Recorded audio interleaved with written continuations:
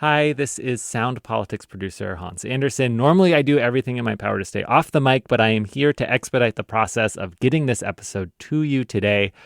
We are covering the news that Seattle Police Chief Shon Barnes' tenure with the department may be over. There's still some question as I'm recording this on Thursday, July 30th. Scott, Libby, and Kat talked about what is going on at the police department right now, what's going on in the mayor's office, what they're hearing from sources. We had this conversation at noon on Thursday. It originally aired on Soundside, and here it is now. It's time for Sound Politics.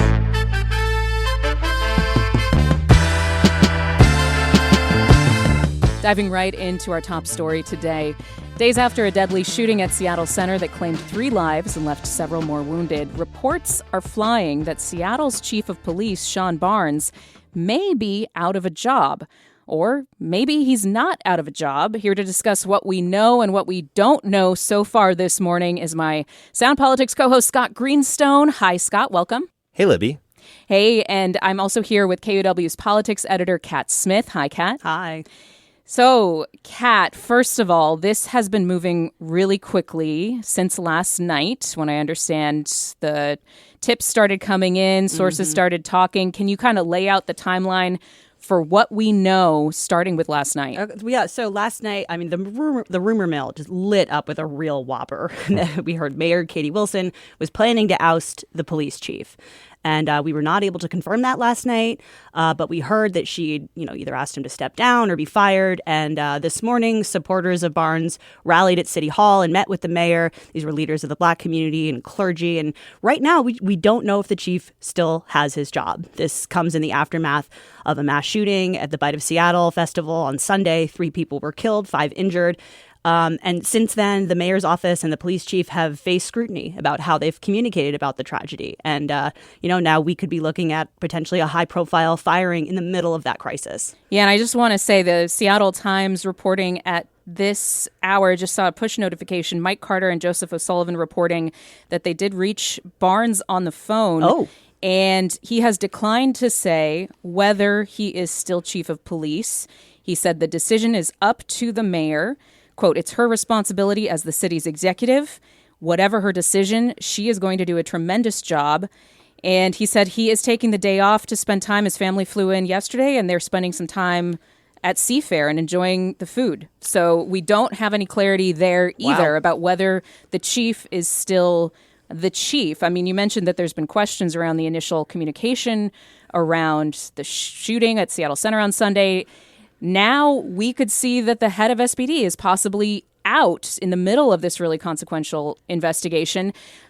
Scott, have you heard anything from the mayor's office official rationale No. or like anything about what's actually happening here? No, not from her office, not from the mayor herself. I've called her. Her comms shop has nothing official. One City Hall source texted me, quote, it's like a Vanta Black level in the dark for me. Vanta Black being a super black coating that absorbs light. So blacker than black. There's not a lot of details, even to people who are inside City Hall. I have talked to a source within SPD who says that last night the mayor had a short meeting with the police chief after a vigil for the victims at Seattle Center, and that Wilson asked for his resignation and said he'd be terminated if he declined, which is what we are hearing from other media reports. Apparently, the mayor offered the chief a severance package that was, quote, disrespectful, according to the source that I talked to inside the department. Do we know what disrespectful means? I also heard the words weak from someone who claimed they had spoken to Barnes, just low as far as, severance packages go. I asked for details, but did not get any about, was that the amount of money or the payout or what? Huh. So, Scott, you just came from City Hall. There was a rally there to support Chief Barnes this morning, even though I just want to emphasize here, we do not know if the chief of police is, in fact, out of the job or not. But right. Community members held this rally. I mean, what kind of reaction have you been hearing? Yeah, so the leaders of the local and regional NAACP, along with some Black clergy and advocates or elders in the Black community, they all met with Mayor Wilson this morning. I think they kind of demanded a meeting at 9 a.m. to encourage her to keep Barnes. They said that the chief has been a good partner with the community, and they kind of asked the mayor to sort of zoom out and look at the big picture. Despite these high-profile incidents, like in Seattle Center on Sunday, overall, citywide, crime is down. Here's Bishop Reggie Witherspoon of the Mount Calvary Christian Center. His numbers are great. Homicides are down. Gun confiscation is up. All kinds of things he's done that has made this city better. Let's not negate that, because of whatever, a mishandling of the shooting this past Sunday. And I wasn't able to confirm the gun confiscation numbers, but he's right about the homicides. Dawn Mason is an elder who met with the mayor and said this looks really bad for her after a string of firings or resignations of Black City employees, such as the communications director, Seferiana Day, a few months ago, or I believe in June, and at the beginning of the year, Hamdi Mohammed, head of the Office of Immigration and Refugee Affairs. Here's Dawn Mason. She hasn't hired any African Americans, so why would she let go of a good African American? He just brought us through a world-class World Cup with no incident. And then to let him go doesn't make any sense. I mean, Mason and Witherspoon make good points there. Again, the World Cup happened in Seattle. A big security challenge went off in a really positive way, and the crime numbers are really trending in a good direction in Seattle and across the country as well, in major cities all over the place. But it's not necessarily clear. If it's the work of Shon Barnes specifically, but it's numbers he can point to. He's been in charge while this has been happening. So with all this pushback, I mean, is it too late for Barnes to retain his job? Has the decision been made? I mean, right now, we don't know. I mean, it's just afternoon, and we thought we were going to find out the final word this morning at 8 or 9. It's astounding that we're going past noon here. We don't know. I mean, I just feel like one giant shruggy emoji come to life right now. Does the police chief has his job? Is he out? So before we jumped on the air here, I was able to talk to a couple experts in crisis management. And one of them I wanted to discuss what I spoke about with him. His name is Dave Oates, and he's worked on mass shooting responses in the past. And what he told me is that it's highly unusual for a mayor to fire a police chief in the middle of a high-profile investigation like this. And he told me, quote, "Let the investigation take its course. You don't have to like each other, but you should let people know that you're in lockstep. It sends the wrong message to the people and the businesses of the city. This is not the time," he said, "to pit leadership against each other. It just exacerbates the insecurity, and it may have larger ramifications when this is all over." It does give a feeling that all this heat that's been coming down, we're going to discuss more of that in just a couple of minutes here, but all this heat that's been coming down on City Hall about the handling of the communication around the shooting on Sunday, that if the mayor's office, is turning on the police chief here, that there's finger pointing, between the major offices. That's the impression that it projects here. Okay, so, setting aside, we do not know if Barnes is out. If he is out, though, do we know what the leadership plan would be in place for the department, especially at such a critical time right now, Scott? No, there's nothing that we know of, nothing from any official sources that I have seen yet. My colleague, Ashley Haruko, here at KUOW, has two sources in the department saying that the chief's office, that basically they heard from police leaders that the mayor's office has made a decision, but they do not have any answers on who will be interim in his place. Interesting.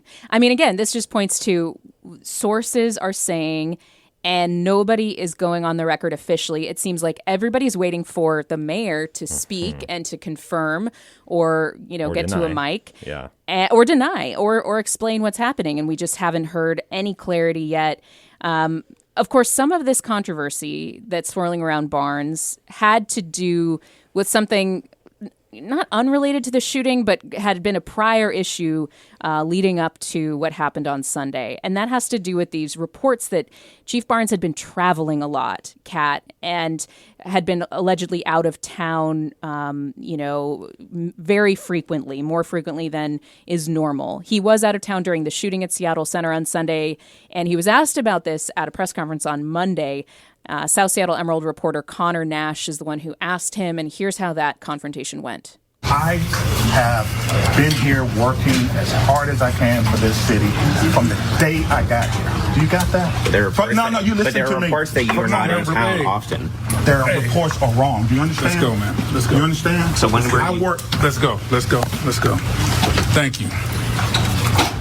So really heated. I mean, yeah. a heated exchange with a reporter. I was not there, but if you watch I was in the room. I was on the other side of it, and it was crowded. But if you watch the video, it looks like Chief Barnes is sort of being pulled away, separated from this reporter by his staff. It's not a great. And they were very close. They were very close. It was very tense, and that video has now gone viral. I saw it being played on Fox News National this morning. So like the whole country is watching this now, and it's not a good look. And I should say the chief later said that he was displaying passion in that exchange, passion because he felt like his work ethic and integrity were being questioned in that moment.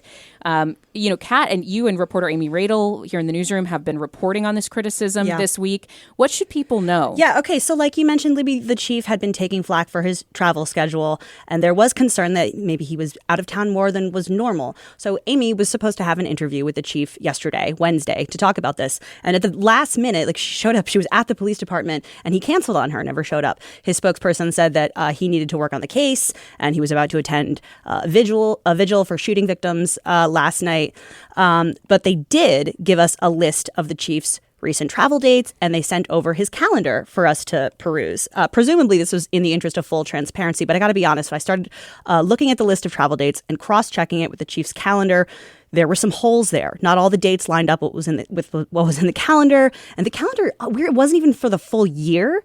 It was only for the last 4 months. So why do that? At a time when the department is under scrutiny for miscommunication and disorganization, this isn't a good look. And I should note that he went to Chicago 4 times in the past year, according to the department. He traveled out of state for conferences and events at least 7 times. I wasn't able to corroborate all of that by looking at his calendar, but it does sound like this is actually, that would be in line with previous police chiefs in the city. They travel a lot. They go to these conferences. And the chief has a residence here in Seattle, even though his family lives in Chicago. So, I'm kind of at a loss for what to make of this at this point. I think the thing has just gotten bigger than what the initial controversy was. It's so much worse, especially after that confrontation with the reporter. I think, the chief was trying to get ahead of that a little bit, but the damage clearly was already done. And let's just bring it back to, the current crisis, the public safety crisis that Seattle is still reeling from, which was the Bite of Seattle shooting. I mean, this has got to impact the work of a police department when leadership is in question, whether there is a chief of police right now. What do you make of how this could impact the police work that's happening, Kat? I mean, this is a huge distraction. There are a lot of people behind the scenes who are trying to still piece together what happened at the Bite of Seattle. There's still at least 1 shooting suspect on the loose, maybe more. There are at least 2 guns missing from the scene that were used to fire into the crowd. Last night, the police department said it was going to start asking members of the public to submit photos, videos, tips. They need help from the public to complete this investigation. They don't know where the other shooter is or shooters are. The investigation is large and ongoing, and there's a lot of pressure right now, national pressure, right, to get it right. There are a lot of eyes on the city, and all this other infighting is sort of layering on top of that. So I got to imagine it's a pressure cooker inside SPD right now. Yeah, and I just want to kind of walk us back to Sunday to put this all in context. So the thing that got people really riled up was they felt like details took an unusually long time to emerge after the shooting. The immediate response from city officials was very scant. There was a tweet from SPD, there was a statement from the mayor's office, but details that people could actually help people understand what had happened, the fact that there was a suspect that police were still looking for at that time, that took almost 5 hours until city residents got those specifics. The shooting happened at 6. The press conference with those details came on at 11 p.m. There were also conflicting pieces of information released. On Monday, officials told KUOW that there were only 2 shooters, but just a few hours later, court documents were reviewed and said that there might have been 3 shooters. On Tuesday, Chief Barnes said that there might have been even more people involved, and they just don't know yet. I think, to be fair, though, that investigations like this do unfold sometimes in in a not chaotic, but things take a while to come out, and things take a while to piece together in real time. But I think that the combination of the radio silence with the conflicting information, it does seem like some wires might have gotten crossed here. There might have been a bottleneck in getting information released. I mean, I don't want to be unfair because this was a major breaking news story, right? And there's a lot we don't know. Yeah. Does it seem like the mayor, Scott, has been fully briefed on this situation? What has her role been like as this is all unfolded? So I did talk to that source within SPD that I mentioned earlier, told me that the police actually did want to release information to the public a lot sooner on Sunday. Wow. And that the mayor told them to wait. Both Governor Ferguson and Congresswoman Jayapal, through spokespeople, said that they were not invited to a press conference until after 10 p.m. So, we're hearing a lot of different reports that show, and Governor Ferguson has even sent his texts along detailing their exchange. And can I just talk about why that's important? Because there was this time when reporters and the public were asking what's going on. And there was a statement from the police to media that said, we're waiting for dignitaries to arrive before this press conference can get started. And so the idea that Jayapal and Ferguson weren't invited until after 10, the police had already said, we're waiting for dignitaries to arrive at that point. So it just seems very confusing what exactly was the holdup. Yeah, and meanwhile, there's no really good information coming from the mayor's office about if Seattle Center is even closed, if there are active shooters. Now, I should be clear, Chief Barnes did say on Monday, on Tuesday, that they were clearing the nearby IMAX theater and trying to make sure that there was no shooter in there. But that was sort of news to us. And again, these sources are telling us that no, it was actually the mayor just waiting to call in Governor Ferguson and Congresswoman Jayapal. No comment from the mayor on that. I will just say, the mayor also got a few other details wrong. She said she thought there were cameras in Seattle Center that may have caught the incident, and then police shared there weren't. Yeah. And they were trying to get footage from nearby businesses. I do think that Mayor Wilson has listened to some of the criticism about her office's communication. So she held 2 press conferences on Monday and then another one on Tuesday. But I think this whole thing is really uncomfortable when we talk about why wasn't the communication better. It sort of does bring up the mayor's lack of experience responding to a big event like this. Again, managing a big city. This is not only her first elected job.